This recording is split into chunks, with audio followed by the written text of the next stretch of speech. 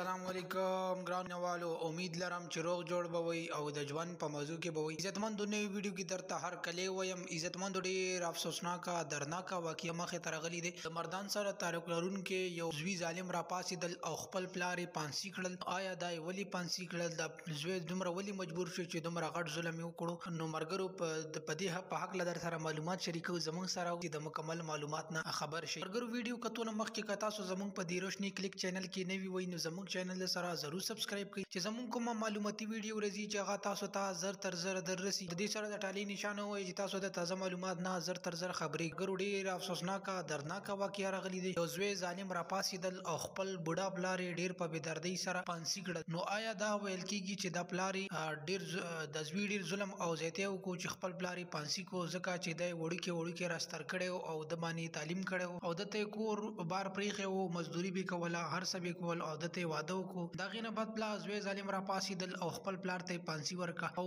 دا زوی دا خبره کوله چې دا پلار ز ډیر زیات تنګولم او زبي ماته به کله وی چې د کور نه وځه کله بیرته سوي کله به سوي. نو د دې واجبانه ماته به چې دا خزه کار نه کوي او د ما د خزه سره به جنگ جګړه کوي چې داغي په واجبانه ز ډیر زیات تنگ شوم او ما دا قدم واغستو چې ما پلار پانسی کو. وی دا هر سما د مجبوری د لاس کړي او زه هر سبا نه پویدم خو ما مجبور زه ډیر زیات مجبور شخیر زمانه نه برداشت کیدا. نو ما دا قدم کو چې ما خپل پلار پانسی کو. مرګرو زمون په معاشره کې دا شی ډیر په تیزی سره روان دی چې په وړه خبره باندې مرغړ قتلونه کیږي او بیا په ورستو خلک افسوس او شپېمانه هم وي. مرګرو امید ده چې تاسو به زموږ ویډیو ضرور خوښ شوي. نور ویډیوګانې لپاره چینل ضرور سبسکرایب کړئ. ډیر مننه، شکریہ.